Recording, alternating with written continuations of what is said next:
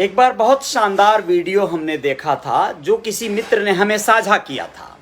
आशा करता हूं कि हर हाल में आप लोगों ने भी वह वीडियो देखा होगा, क्योंकि वो वीडियो बहुत वायरल हुआ था सोशल मीडिया पे। दोस्तों, आप लोगों को बताना चाहेंगे वो वीडियो कुछ यूं था कि उसमें एक छोटा सा बच्चा गार्डन में एक ग्लास में, एक जार में पानी भरता है। फिर उसमें कुछ मड डालता है, कुछ कीचड़, कुछ डस्ट जो है, धूल वगैरह डालता है, फिर घोलता है। वो पूरी तरह से मिक्स हो जाता है। उसके बाद वो उसे साफ करने की प्रक्रिया पे कार्य करता है। पाइप से वो पानी उसमें भरना शुरू करता है। धीरे धीरे एक वक्त आता है कि उसमें जो भी कचरा पानी जमा हुआ था या मिक्स हो गया था, डस्ट या मड या जो कुछ भी कचरा कीचड़ जो पानी के साथ घुलकर गंदा हो गया था, वो धीरे धीरे उस जार से बाहर गिरते गिरते उसमें साफ पानी दिखाई देने लगता है। उससे एक मैसेज देने की कोशिश की गई थी। उस वीडियो को डॉक्टर विवेक बिंद्रा या अन्य कई एक ऐसे मोटिवेशनल स्पीकरों ने भी साझा किया। उसे कहा गया कि अगर आपके जीवन में भी इसी तरह की कोई तमाम गंदगी भर गई हो, विचारों में, आपके स्वास्थ्य में, हर जगह वो लागू होगी बात, तो उसे अगर अच्छे विचार भर दिए जाएं उसमें, तो जो गंदे विचार है वो बाहर आ जाएंगे। यानी कि आपको लगातार निरंतर उस पे अच्छे विचारों का प्रक्षेपण करना होगा। यानी अगर आप बहुत ज़्यादा डिमोटिवेट हो गए हैं, डिमोरलाइज हो गए हैं, तो आपको मोटिवेशनल तमाम तरह के कंटेंट्स को अपने मन मस्तिष्क में स्टोरेज देना होगा, भरना होगा। लगातार आपको आकर्षित करने वाले या उत्थान करने वाले पॉजिटिव वाले वीडियोस और संदेशों को देखना होगा, पढ़ना होगा, अच्छी किताबों को, तो आपके अंदर सकारात्मकता आ जाएगी। ये तो एक बात थी, लेकिन आप लोगों को उसी का एक दूसरा पहलू दिखाना चाहता हूँ कि कई बार आपको अगर विचार भरने के सोर्स नहीं मिल रहे हैं तो क्या करेंगे आप? नए या बहुत सारे सकारात्मक विचारों का, अपने गंदे विचारों को दूर करने के लिए अगर सोर्स नहीं मिल रहा है, वीडियोस नहीं देख पा रहे हैं, किताबें नहीं पढ़ पा रहे हैं, तो क्या करेंगे?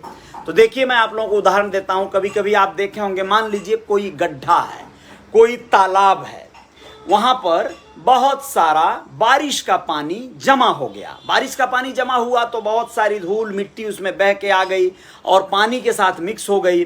वह जब धूल मिट्टी उसमें मिक्स हो गई है तो पानी बहुत ज़्यादा मटमैला हो गया है। अब एक वक्त आता है, अगर वो तालाब बिल्कुल शांत हो जाए, यानी उसमें कहीं बाहर से कोई धूल मिट्टी कचरा नहीं जा रहा है या जा भी रहा है, और वो अपने एकदम शांत गतिविधि में है, तो धीरे धीरे वो जो मिट्टी, धूल या कचरा है नीचे बैठता चला जाएगा। साफ पानी वो स्पष्ट रूप से दिखाई देने लगेगा। यह आमतौर पे नदी वगैरह में देखा गया है। साफ और स्वच्छ पानी जो है आपको दिखाई देने लगेगा, ट्रांसपेरेंट, पारदर्शी पानी। सारे धूल मिट्टी कचरा जो है नीचे जमा हो गए। ऐसे ही आप और एक चीज को देखिए, कभी कभी ग्लास में भरा हुआ दूध है, दूध में अगर काजू, पिस्ता, कुछ भी इस तरह के जो फूड हैं, जो एक तरह से ड्राई फ्रूट्स हैं, उनको डाल दिया गया है, तोड़कर, कूचकर, पीसकर, तो उन्हें अगर मिक्स नहीं किया गया तो वो नीचे बैठ जाएंगे। और अगर उन्हें मिक्स करके पिया गया या पिलाया गया बच्चों को, तो वह जो है उसमें दूध में मिलकर हमारे खाद्य पदार्थ के रूप में मुंह में चले जाएंगे, पेट में चले जाएंगे, तमाम ऑर्गन्स को हमारे सप्लाई देंगे और तमाम मिनरल्स और प्रोटीन और विटामिन्स दे देंगे।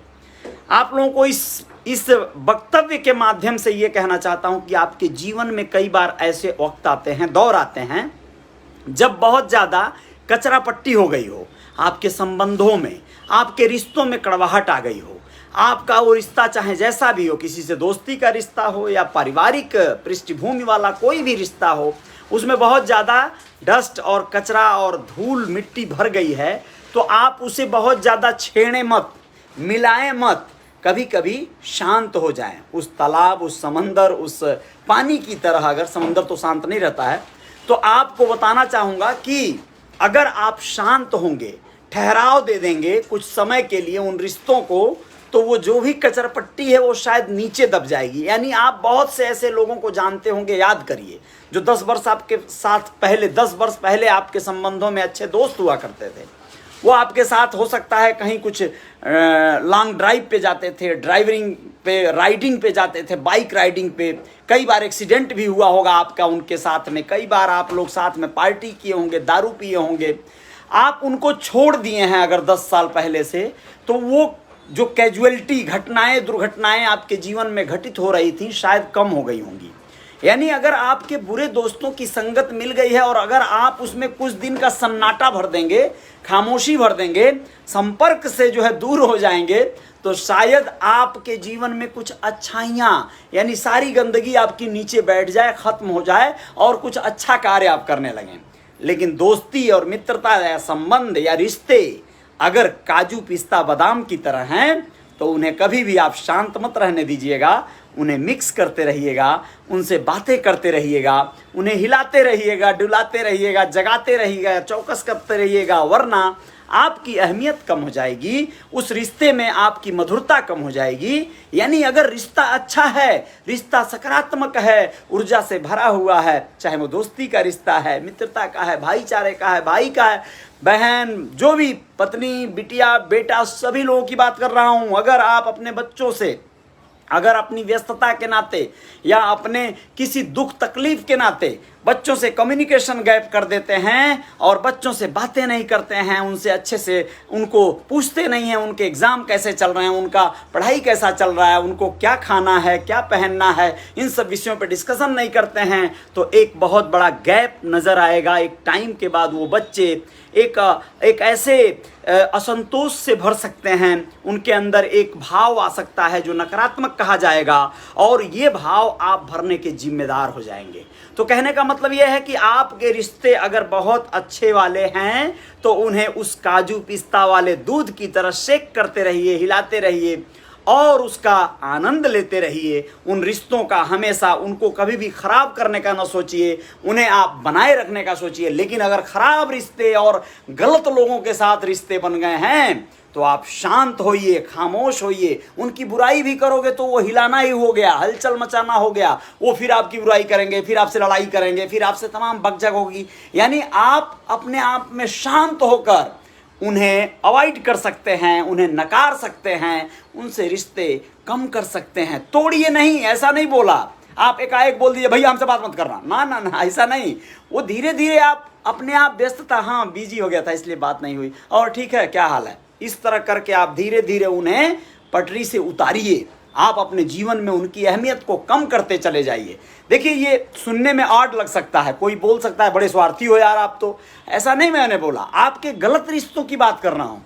आपसे गलत दोस्ती हो गई है, मित्रता हो गई है, चाहे वो किसी भी फीमेल से या मेल से, किसी से भी, और आपके जीवन में उसका दर्द और दंश अगर घुलने लगा है तो आपके जीवन में तमाम बुराइयां घर कर जाएंगी। वो यूरिक एसिड की तरह बढ़ जाएगा, शरीर में तमाम तकलीफ देगा, दर्द देगा, समस्याएं देगा, बाद में आपको हार्ट अटैक भी दे सकता है, मार सकता है। तो बेहतर है समय रहते आप खामोशी से, शांति से उस रिश्ते में एक विराम दीजिए, ठहराव दीजिए। सारी गंदगी नीचे ड्रॉप हो जाएगी और आपका जीवन शानदार स्वच्छ पानी की तरह आगे चल निकलेगा। जय जयकार जारी रहेगी। बहुत बहुत धन्यवाद, शुक्रिया, आभार। जिन लोगों ने भी ध्यान से सुना या नहीं भी सुना तो कोई दिक्कत नहीं है, कोई दिक्कत नहीं है। कृष्णा राम डूडी नोख जी, शुक्रिया, धन्यवाद आपका। शाहिद अली शेख जी, बहुत बहुत आभार। दिनेश कुमार निषाद, जय जयकार, गुड इवनिंग, बहुत बहुत शुक्रिया। अवधेश यादव, बहुत बहुत धन्यवाद आपका। दिनेश कुमार निषाद, शुक्रिया, धन्यवाद। नगीना कुमार निषाद, आभार आपका। रियाजुद्दीन अंसारी साहब, बहुत बहुत शुक्रिया।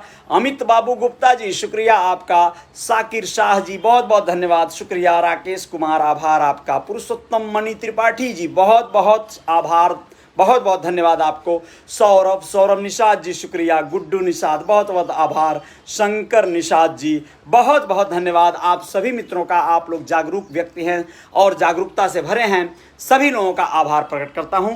कुछ और खबरों के साथ हाजिर होते हैं। रियल रिपोर्टर न्यूज़ का आपका पेज है ये, आप लोग इसे फॉलो करते हैं, इसके लिए शुक्रिया। इंस्टाग्राम पर भी फॉलो कर लीजिएगा मुझे और YouTube channel real reporter news star को सब्सक्राइब कर लीजिएगा। जय हिंद, जय भारत।